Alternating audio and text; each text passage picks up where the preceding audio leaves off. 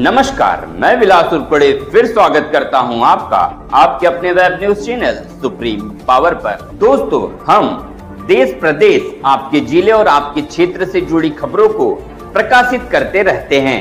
तो आप हमारी खबरों को देखने के साथ साथ हमारे चैनल से सीधे जुड़ सकते हैं, सिर्फ और सिर्फ इस लाल बटन को दबाकर और हमारे चैनल को सब्सक्राइब कर।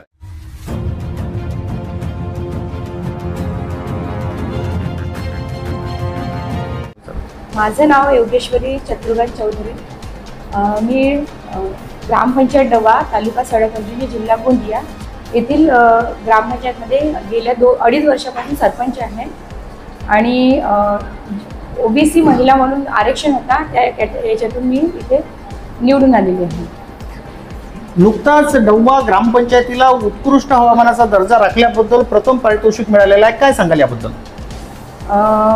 ज्यावेळी आम्ही म्हणजे इथे मी सरपंच म्हणून नियुक्ती झाली तर पहिलेपासूनच माझी एक कल्पना होती की आपण काहीतरी आगळा वेगळा करायचा, म्हणजे एक विशेष काहीतरी करायचा आणि त्याची सुरुवात म्हणून आम्ही एक स्मार्ट ग्रामपंचायतमध्ये पार्टिसिपेट केला होता।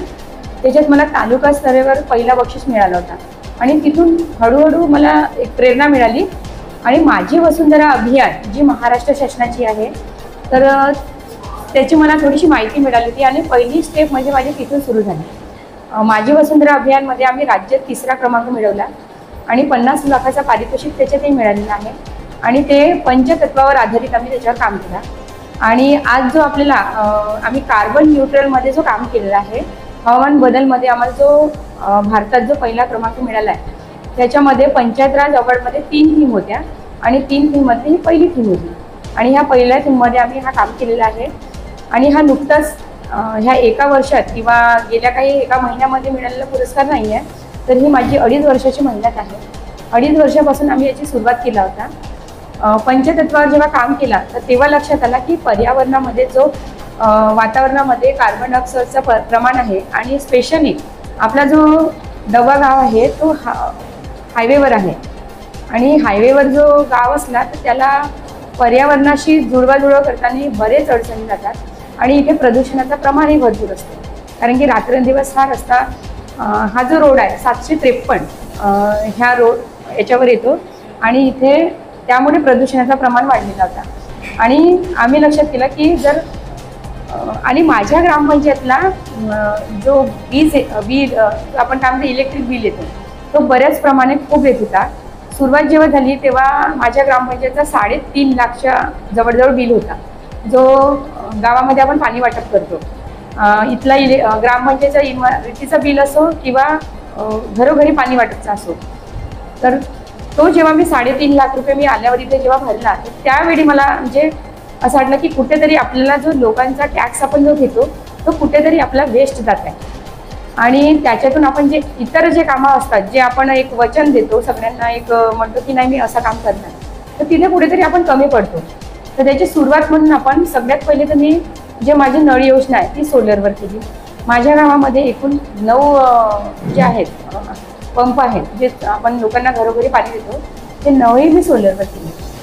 त्याच्यात काही अंगणवाडी आहे, जे सार्वजनिक इमारती आहे आपल्याकडे 20 आहेत, 20मधून 19 इमारतीत आपण सोलर हे केला आणि त्याचा बेनिफिट असा की जो सोलर पंप आपण म्हणजे पंप जे सोलरवर केला तर जो माझ्याकडे बिल मंथली 35 ते म्हणजे 37,000 इतका मंथली यायचा, तर आज जवळजवळ माझ्याकडे तो 5, 4 किंवा 6 सिजनेबल अशा पद्धतीचा जो बिल येत आहे, म्हणजे जवळजवळ मी 30,000 रुपये मंथली कमी करण्याचा आम्ही प्रयत्न केला। आणि दुसरी गोष्ट जे अंगणवाडी आहेत, अंगणवाडी सोलराईज आहे, म्हणजे शासकीय इमारती आपले सोडा फक्त एक जिल्हा परिषद शाळा सोडून त्याच्यावरही आता नुकताच मला वाटतं 2-3 महिन्यात तेही सोलरवर होऊन जाईल।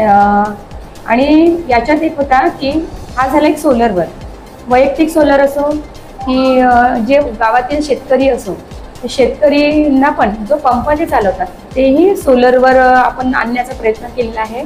इथे म्हणता येणार नाही की आपण जर एखादी ग्रामपंचायतला पुरस्कार मिळाला तर ते 100% काम झालं असं म्हणता येणार नाही आणि या माध्यमातून मी सगळ्यांना सांगू इच्छितो की पुरस्कार म्हणजे 100% काम नाही।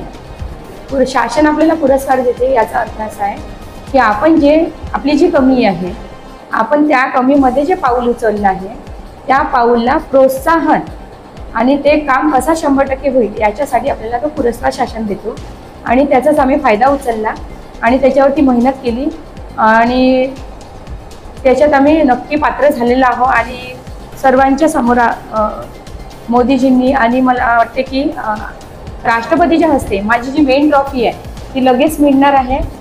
आणि दुसरं आहे पाणी, जो पाण्यावर आम्ही काम केलं, म्हणजे आमचा जो गाव आहे ना त्या गावामध्ये पाणी टंचाई भरपूर आहे आणि पाणी टंचाई भरपूर असल्यामुळे मला गावामध्ये पाणी पुरवठा करण्यामध्ये अडचण येत आहे आणि त्यासाठी आम्ही सर्वात पहिले सुरुवात अशी केली की गावामध्ये रेन वॉटर हार्वेस्टिंगचा वापर वाढवला।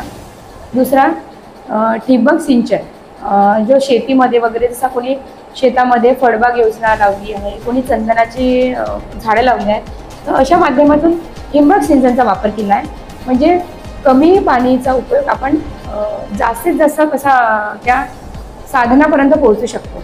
दुसरा जो वेस्ट पाणी निघते माझ्या ग्रामपंचायतमध्ये आम्ही ते शुद्ध पाणीचा पुरवठा करतो सगळ्यांना, तिथून जो वेस्ट निघते तो पण आम्ही त्या वेस्ट पाणीचा हँडवॉश स्टेशनसाठी यूज केला, झाडांना टाकण्यासाठी त्याचा उपयोग केला। तिसरा माझ्या गावामध्ये एकूण माझ्या गावाची लोकसंख्या आहे 3418, 796 कुटुंबसंख्या आहे आणि ह्या 796 कुटुंबामध्ये मी सोस पीठ बनवण्याचं आम्ही काम केलेलं आहे आणि शासकीय इमारत असे एकूण टोटल आम्ही 800 सोसपीठ तयार केला आहे।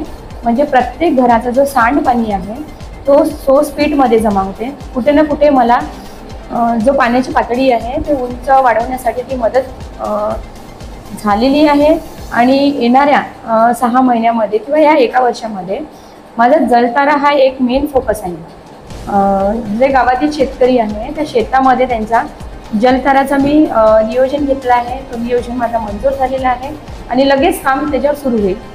म्हणजे पावसाचा पाणी जो सरळ वाहून जाते ते कुठेतरी मला जमिनीत मुरवण्याचं मी काम करणार आहे त्याच्यावर। आणि अशा पद्धती झाल्या जसा रेन वॉटर हार्वेस्टिंग झाला, पाझर खड्डे झाले, तलावामध्ये जो एक्स्ट्रा पाणी जमा जातो तर तलाव पावसाळ्यामध्ये काय होते ते पूर्ण भरून जातात, त्याच्यातही आम्ही एक पाईपद्वारे ते पाणी जमिनीमध्ये जो ओव्हरफ्लो होतो तो ओव्हरफ्लो न होता जमिनीत तो कसा मुरतो याच्यावर आम्ही काम केलं आहे। स्पेशली झाडांवर आम्ही काम केलेलं आहे। आम्ही 1 लाखाच्या वरती झाडे वृक्षारोपण केलेले आहे गावामध्ये। प्रत्येक घरोघरी प्रत्येकाने 15 ते 20 झाडे लावलेले आहेत। काही आम्ही MRGSचा इथे शासनाच्या निधीचा वापर केलेला आहे, सामाजिक वनीकरणचा जी निधी येते त्याचा वापर केला आहे, वन विभागाचा आपण वापर केलेला आहे। जवळजवळ म्हणजे आपण सगळ्या योजना ज्या आहेत शासनाच्या ते कुठेतरी म्हणजे ते अंमलात आणलं आहे आणि ते त्याचा पुरेपूर फायदा घेतलेला आहे। आणि दुसरा बांबू, जो एक मोस्ट इम्पॉर्टंट आहे कार्बन शोषण्यासाठी आणि त्याच्यामध्ये पण आम्ही तो काम केला आहे। म्हणजे माझ्या गावामध्ये बांबू जास्तीत जास्त लागवड झालेली आहे आणि ह्याही वर्षी म्हणजे जवळजवळ 5 ते 7 हजारच्या जवळ आपण बांबूमध्ये तो काम केलेला आहे। यावर्षी 3000 बांबू आपण लागवड केलेली आहे वेगळा। आणि आताच नुकता मी सामाजिक वनीकरणला 5 हेक्टर जागा ती बांबूसाठी दिलेली आहे। आणि ही जी आहे जो पंचायत अवॉर्डमध्ये जे 17 गोल होते आपले, त्या 17 गोलमध्ये पाणी, ऊर्जा, नैसर्गिक ऊर्जा त्याचा पुरेपूर आपण याचा वापर केलेला आहे। जलस्रोताला वाढवण्यासाठी काय बेस्ट करता येईल ते बेस्ट तयार केलेला आहे आपण। आणि अशा पद्धतीने आम्ही वृक्ष हे अशा 17 गोलवर आम्ही काम केलं आहे। स्पेशली अजून घनकचऱ्यावर काम केलेलं आहे। गावात जो घनकचरा, हायवेवर आमचं गाव असल्यामुळे कचरा कुठेही पडला राहत होता, म्हणजे अक्षरशः जिथे नजर जात होती तिथे कचरा राहायचा, तर ते कुठे ना कुठे आम्ही 80% त्याच्यावर आम्ही काम झालेलं आहे आणि ते अंमलात सुद्धा आलेलं आहे। आता आमच्या गावामध्ये जे वार्डामध्ये नाले बनलेले आहे, प्लास्टिक घनकचरा शेड तयार झालेला आहे, तर सवय स्पेशली म्हणजे 100% कचरा हा विल्हेवाट लावण्यापेक्षा लोकांना त्याची सवय लागणे जास्त महत्त्वाचं आहे। तर लोकांना आम्ही ती सवय लावल्या। माझ्या गावातील सर्व जे गावकरी आहेत ते त्या कचरा पेटीतच कचरा टाकतात आणि हायवेवर असल्यामुळे इथे दुकान जे आहेत ते जास्त प्रमाणात आहेत. कुठे ना कुठे त्यांनाही सवय होती बाहेर फेकण्याची वगैरे इकडे तिकडे. तर आता तुम्ही जर गावाकडे लक्ष दिलं तर त्याचा तुम्हाला 80% तुम्हाला त्याचा परिणाम दिसेल गावामध्ये. आणि जो प्लास्टिक येत आहे गावातला त्याच्यावर आम्ही एक नवीन असं काम केलं आहे की जे प्लास्टिकचे बॉटल निघत आहेत, जसं दुकानातून निघत आहे, उन्हाळ्याचे दिवस आहेत, लोक प्लास्टिकच्या बॉटलचा यूज, थम्सअप वगैरे असे जे काही आहेत, कोल्ड्रिंक्स वगैरेचा यूज करतात, बॉटलचा यूज करतात पाण्याचा, तर फेकून देतात. त्याला आम्ही जमा करून त्याचा डस्टबिन आम्ही तयार केलेला आहे प्लास्टिकच्या बॉटलचा. आणि दुसरा महत्त्वाचा आहे की त्याचा आम्ही आणखी त्याला आम्हाला जो लोकांचा सहकार्य मिळालं असल्यामुळे आम्ही त्याच्यावर जे झाडांना संरक्षण भिंत जे बनवतात तसं झाडं लावतो आपण, रस्त्याच्या कडेला झाडं लावतो. खूप मोठा शासनाचा निधी खर्च होतो त्याच्या मागे की संरक्षण भिंत बनवणे, जाळी तयार करणे. तर त्याच्यावर एक पर्यायी उपाय म्हणजे आम्ही असा केला की जे बॉटल कलेक्ट करून त्या बॉटलचा त्याला एक संरक्षण वॉल म्हणू आपण त्यांना, ते तयार करण्याचं काम आम्ही करत आहोत. आणि तिथे आम्हाला कुठलाही निधीचा खर्च येणार नाही आहे. आणि याच्यातून एक महत्त्वाचं आहे की गावातील प्लास्टिक कमी होईल. आणि दुसरा की माझ्या गावामध्ये प्लास्टिक घन कचरा वर्गीकरण ज्या तालुक्यामध्ये जितके गाव आहेत आपले त्या तालुक्यातल्या सगळ्या गावाचा प्लास्टिक आम्ही कलेक्ट करणार आहोत. आणि आपल्याकडे 2 मशीन त्याचं काम सुरू झालं, म्हणजे अर्धच झालेलं आहे. प्लास्टिक करून त्याला मेल्ट केला जाईल, त्याचा बारीक कटरनी हे केला जाईल आणि तो आम्ही एका कुठल्या तरी कंपनीला विकू किंवा त्याच्यावर नवीन काहीतरी अजून जे योजना असतील त्याच्यावर आम्ही विचार करू. आणि प्लास्टिकपासूनही माझ्या मनामध्ये कल्पना आहे की जसा प्लास्टिक चेअर तयार करणे, स्टूल तयार करणे किंवा इवन रोड तयार करणे, ही प्लॅनिंग आहे समोरची. म्हणजे प्लास्टिक कचरा करून आम्ही त्याच्यावर रोड बांधकाम करण्याचं सुद्धा काम करू शकतो. आणि दुसरा असं आहे की जो खत तयार करायचा आहे आपल्याला, गांडूळ खत आहे.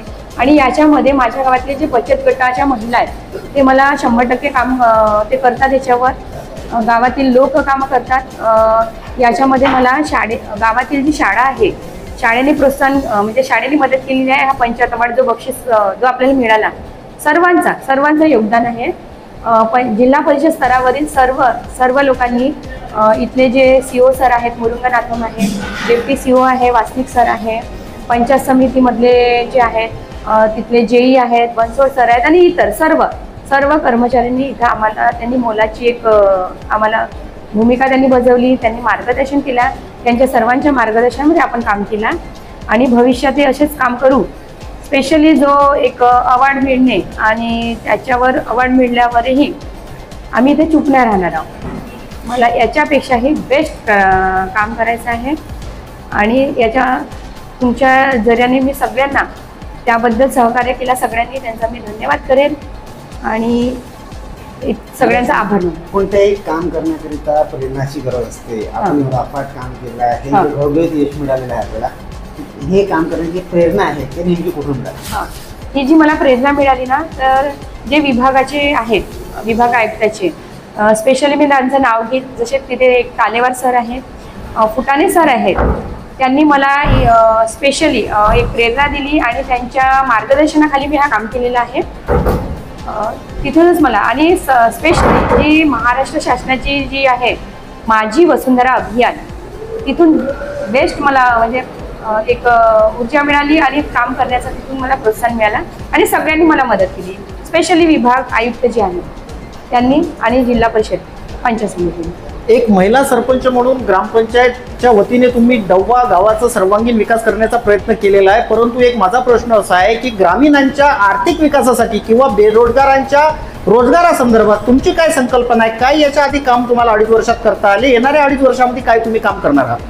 2.5 वर्षामध्ये जो बेरोजगाराचा आहे, बेरोजगारासाठी आपण एक आता सध्या तरी माझा कुठलाच म्हणजे मी काम केलेलं नाही आहे.